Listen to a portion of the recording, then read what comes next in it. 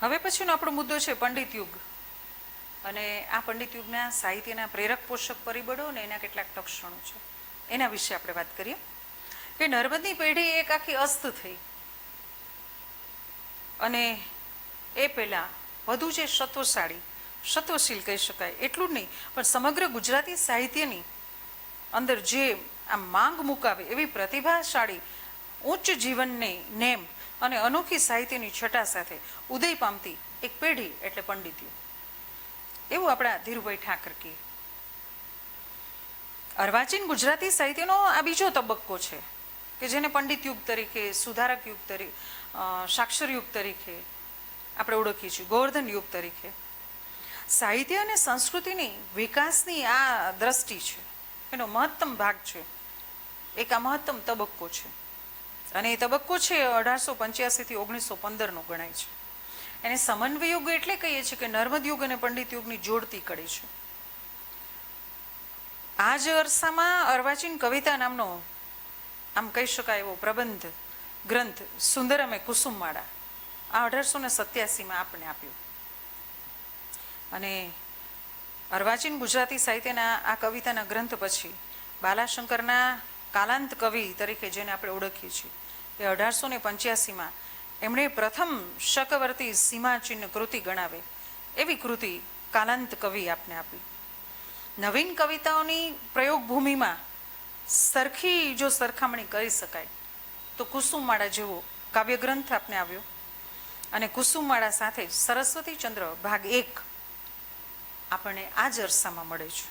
આ બે મહત્વની સીમાચિહ્ન કૃતિઓ આપણને મળી, કુસુમવાળા અને સરસ્વતીચંદ્ર ભાગ 1. દલપત નર્મદની શરૂઆત સુધારક યુગ ખરો, પ્રજાજીવનની નવજાગૃતિનો એક ઐતિહાસિક પરિબળ બન્યા એ બંને. અંગ્રેજી કેળવણી અને પાશ્ચાત્ય જીવન રીતિના સંપર્કમાં જીવન દ્રષ્ટિમાં પરિવર્તન આવ્યું. યા હોમ કરીને પડો ફતે છે આગે એવું નર્મદે કહ્યું, જૂનું પુરાણું ત્યાગ કરી અને નવું તમે સ્વીકારો. આ નવજાગૃતિનું એક આખું હવા આ દેશમાં ચાલી, નવું ચેતન આવ્યું અને રાજા રામમોહન રાય જેવા યુગ પુરુષે નવોત્થાન કર્યું, એ કાર્ય આરંભ્યું અને સુધારાનું એક આખું વેગીલું કહી શકાય એવું કાર્ય બન્યું. પરંતુ સુધારાના આ વિચારમાં પ્રજા ધીરે ધીરે સમજવા લાગી કે પશ્ચિમનું બધું સારું અને પૂર્વનું ખરાબ એવું નથી. આપણું ખરાબ, આપણું નકામું એ માન્યતા હતી ને ભૂલ ભરેલી હતી. એ માન્યતાઓમાંથી લોકો બહાર નીકળ્યા. પશ્ચિમના અંધ અનુકરણમાંથી લોકોની દ્રષ્ટિ છૂટી અને પરિણામ શું આવ્યું? ઉચ્ચ કેળવણીનો સંચાર થયો. યુનિવર્સિટીની કેળવણીઓની પ્રાપ્તિ પછી એક નવ ઉન્મેષ લોકોમાં શરૂ થયો, સાહિત્યમાં અને લોકજીવનમાં પણ.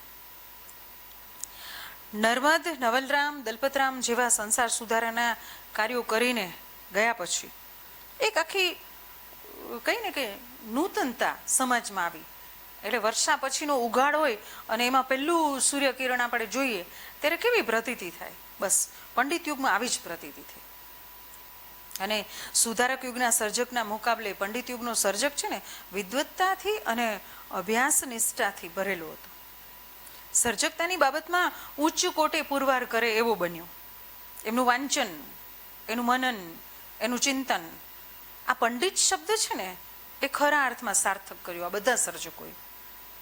અને એકલો જુસ્સો પેલા સુધારક યુગની જેમ નહીં, એ અદૃશ્ય થયો, પણ સાહિત્યની જે કલા દ્રષ્ટિ હતી ને, જે રસ દ્રષ્ટિ હતી ને, એ ગહન બની. જુસ્સો તો હતો જ જીવનનો અને રહેવાનો કાયમ, પણ એ જુસ્સામાં કલા દ્રષ્ટિ, સાહિત્યિક કલા દ્રષ્ટિ અને રસ દ્રષ્ટિ આમ સંપૂર્ણપણે મિશ્ર બની અને સ્વસ્થતાપૂર્વકનું સુસંસ્કૃત તથા અંગ્રેજી આ બંને ભાષાનું ઘનિષ્ઠ એવો સંપર્ક થયો અને નવસ્નાતકો આપણી સામે આવ્યા. એ નવસ્નાતકો આવ્યા આપણી સામે અને આ બંને સમન્વય દ્વારા કલા દ્રષ્ટિ છે ને એ પુષ્ટ બની. પુષ્ટ બનવું એટલે આમ આપણે નાના છોકરાઓને આપણે જોઈએ ને કે એ કેવો ગટિયા જેવો છે, એટલે જાડિયો પડ્યું હોય. પુષ્ટ થવું, દ્રઢ બનવું, સુદૃઢ બનવું. આ પુષ્ટિ સંપ્રદાય અહીંયા કેટલી બહેનો બેઠી છે. ઘણી વખત કે મેડમ અમારે હવેલી જવાનું હોય, અમે પુષ્ટિ માર્ગી, ઠાકોરજીની સેવા અમે પુષ્ટ આવેલા ઠાકોરજી. તો એ ઠાકોરજી પુષ્ટ કરે છે, આપને રૂષ્ટપુષ્ટ બનાવે. શેનાથી? શરીરથી, મનથી, વિચારોથી, આચારોથી, આપણા આત્મગૌરવથી. તો આ બધાથી આપણે સારા આમ સુશ્લિષ્ટ બનીએ છીએ. તો એને કારણે પુખ્ત વિચારણા આપણામાં આવે છે. ઈશ્વરનું દર્શન, પુષ્ટાવેલા ઠાકોરજી એટલે કોઈને અડવું નહીં ને એનું જ બધું સેવા કાર્ય કરવું ને કોઈને તુચ્છ ગણવા, અમે શિવનું નામ ન લે, એવું નથી. પુષ્ટ એટલે તમને તમારા પુખ્ત વિચારોથી જે સભર બનાવે છે, તમને તમારા વિશ્વાસથી સભર બનાવે, તમને તમારા શ્રદ્ધાથી સભર બનાવે, તમને તમારા પ્રેમથી સભર બનાવે, પુષ્ટ બનાવે. એ સાચી ભક્તિ. એમ અહીંયા કલા દ્રષ્ટિથી માણસ પુખ્ત બને છે. અને પંડિત યુગ પ્રતિભાશાળી સર્જકો આપને મળ્યા છે. ગોવર્ધનરામ ત્રિપાઠી તો ખરા ને ખરા જ, અને એને કારણે તો આખા યુગને નામ આપવામાં આવ્યું છે. પણ આ ઉપરાંત મણિલાલ નભુભાઈ દ્વિવેદી હોય, નરસિંહરાવ દિવેટિયા હોય કે રમણભાઈ નીલકંઠ હોય, આનંદશંકર ધ્રુવ હોય કે કેશવર્ષદ ધ્રુવ હોય કે કાંત હોય કે કલાપી હોય કે નાનાલાલ હોય કે બકર ઠાકર હોય, તમે કેટલાના નામ લઈ શકો. આ બધા જ સર્જકોએ આખા સાહિત્યના આ સમયગાળાને રસ દ્રષ્ટિએ, કલા દ્રષ્ટિએ પુષ્ટ બનાવ્યું. અને એની સાથે વિચારિક રીતે પણ, કલાની દ્રષ્ટિએ પણ. અને આપને મળે નવલકથા મળે, સરસ્વતીચંદ્ર, ભદ્રમ નવલકથા મળે, અને એની સાથે કાંતા જેવું નાટક મળે, રાયના પર્વત અને ઇન્દુકુમાર જેવા ભાવપ્રધાન નાટકો મળે, જયા જૈન જેવા, અને સ્નેહ મુદ્રા, કુસુમમાળા, સ્મરણ સંહિતા, પૂર્વાલાપ, કેકારો, કલાપીનો, નાના નાના રાસ, ચિત્રદર્શનો, બોટાદકરની કવિતા હોય કે ભણકારા હોય, દર્શનિકા હોય કે કહી શકાય એવા બકર ઠાકરના કાવ્યો હોય. આ બધા જ કાવ્ય સંગ્રહો, કવિતા, સાહિત્ય હોય, મનોમુકુર હોય કે સાહિત્ય વિચારધારા હોય કે કાવ્ય તત્વ વિચારધારા હોય, આ બધા જ સાહિત્ય વિષયક વિવેચનના લખાણો હોય. આપમેળે જ ગુજરાતી સાહિત્ય છે એ સાહિત્ય સત્વશીલ દ્રષ્ટિએ ઘણું સમૃદ્ધ બને છે. વિષય સ્વરૂપ હોય અને એની અભિવ્યક્તિનું સ્વરૂપ હોય. સુધારક યુગ કરતાં આ નવપ્રસ્થાનનો યુગ એટલે કહેવાયું કે અભિવ્યક્તિ બદલાણી. કરુણ પ્રશસ્તિની કવિતા આવી, ખંડકાવ્યો આવ્યા, ગઝલ કાવ્યો આવ્યા અને પ્રતિકાવ્યો આવ્યા. કરુણ પ્રશસ્તિની કવિતા હોય કે ખંડકાવ્ય હોય કે ગઝલ હોય કે પ્રતિકાવ્ય હોય, આ કાવ્ય સ્વરૂપમાં નોંધપાત્ર એવી અભિવ્યક્તિનો જે બદલાવ જોવા મળે છે. એક બાજુ ડોલન શૈલીના પ્રયોગ હોય નાનાલાલના, તો બીજી બાજુ અગય પ્રવાહીની જે પદ્ય રચના હોય એ પણ, દ્રઢ બંધવાળી શિષ્ટ રચનાઓ પણ આપણે જોવા મળે છે આ યુગમાં. અને અલ્પગઈ એવો પૃથ્વીછંદ પણ છે. નવલકથા, નાટક, નિબંધ, તત્વચિંતન, વિવેચન કાર્યની જે ગુણવત્તા છે એ આ દ્રષ્ટિએ આ યુગમાં જોવા મળે છે.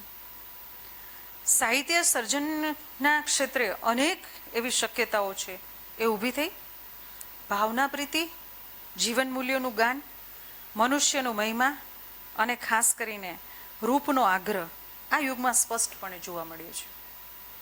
પંડિત યુગના સાહિત્યકારોએ કેવળ લેખન નહીં પણ જીવનને પણ પોતાનો આદર્શ બનાવ્યો હતો. તેઓ વિચાર અને સંસ્કૃતિ ચિંતક પણ હતા, માત્ર લેખક નહોતા.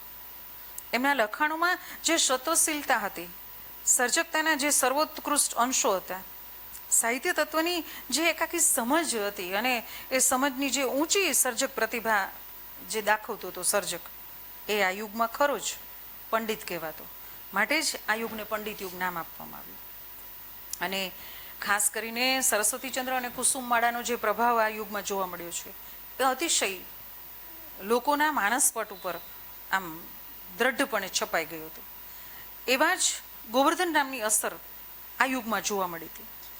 અને ખાસ કરીને જે નર્મદે સુધારાવાદી અભિગમ આપી અને જે જુસ્સો આપ્યો હતો એ પંડિત યુગમાં એ જુસ્સાને બહુ સહજ ભાવ સાથે ગોવર્ધન રામે સ્વીકાર્યું, પણ કલાકીય રીતે સ્વીકાર્યું.